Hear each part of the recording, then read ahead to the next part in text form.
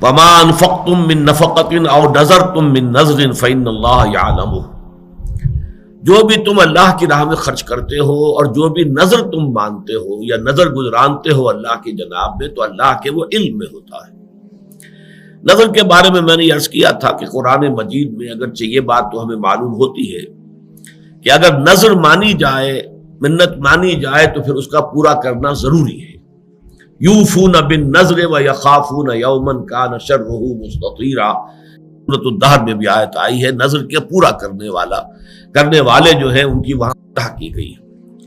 البتہ میں نے عرض کیا تھا کہ جہاں تک نظر کا اصلاً معاملہ ہے تو میری طبیعت کچھ اس کو قبول نہیں کرتی، مناسبت نہیں ہے میری طبیعت کو کہ اللہ کے ساتھ اس طرح کا معاملہ کیا جائے کہ اللہ اگر یہ میرا کام تو کر دے تو پھر میں تیرے لیے اتنی خیرات کروں، اتنی نفل پڑھوں گا یا اتنی عبادت کروں گا۔ اس طرح کی سودے بازی اللہ تعالیٰ کے ساتھ کرنا کچھ اچھا نہیں لگتا۔ اس پر سوال بھی آیا تھا، میں نے پھر عرض کیا تھا کہ میرے پاس دلیل کوئی نہیں ہے، لیکن میں تو صرف اپنا جو بھی ایک احساس ہے وہ میں نے آپ کے سامنے رکھ دیا ہے، لیکن میں اس کی حرمت کا کوئی اعلان نہیں کر رہا کہ نظر ماننا حرام ہے یا غلط ہے یا مکروہ تحریمی ہے، نہیں، لیکن یہ کہ بس میری طبیعت اسے قبول نہیں کرتی۔ اس اجتماع میں جو حضرات موجود تھے ان میں سے ہمارے ایک عزیز نے پھر مجھے حدیث نبوی جو ہے وہ پہنچا دی، جس سے کہ میرے اس خیال اور احساس کی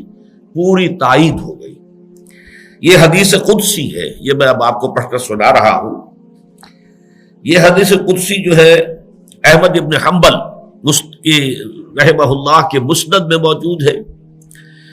اس کے علاوہ بخاری شریف میں بھی موجود ہے، حضرت ابو ہریرہ سے بھی، حضرت عبداللہ ابن عمر سے بھی۔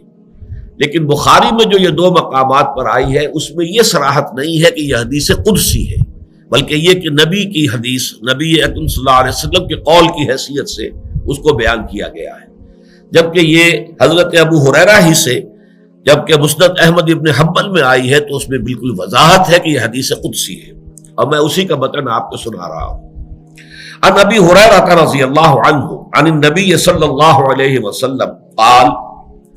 قال اللہ عز وجل،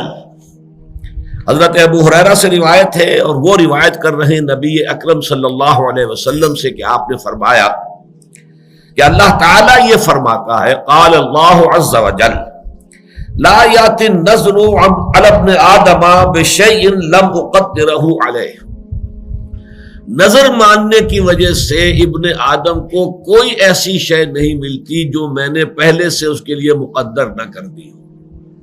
یا نظر کا ماننا نہ ماننا اس اعتبار سے گویا کہ بالکل برابر ہے۔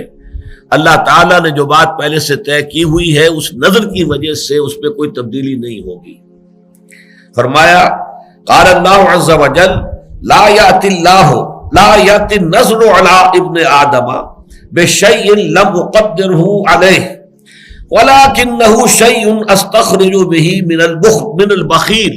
یؤتینی علیہ ما لا یؤتینی علی البخل، لیکن یہ ایک ایسی شکل ہے نظر کی کہ جس کے ذریعے سے میں بخیل کے مال میں سے کچھ نکلوا لیتا ہوں۔ اگر یہ بخل جو ہے اس کے اوپر مسلط رہے اور وہ نظر نہ مانے تو وہ مال نہیں نکالے گا، وہ نہیں صدقہ و خیرات۔ نظر کے حوالے سے کم یہ کہ کچھ غرباء کا، کسی مساکین کا کوئی فائدہ ہو جاتا ہے، بھئی یہ فائدہ ہے، باقی جہاں تک میری تقدیر ہے، میرا فیصلہ ہے، وہ اپنی جگہ برقرار رہتا ہے۔ تو اس سے بہرحال میری وہ جو میرا احساس تھا، اور اس پر میں نے اللہ کا شکر ادا کیا کہ وہ احساس جو ہے وہ بہرحال بنا تو قرآن اور سنت کے مطالعے سے ہے، مجموعی مطالعے سے جو ایک ذہن اور مزاج بنا ہے، اس میں بعض چیزیں واقعہ یہ ہے کہ فٹ نہیں بیٹھتی،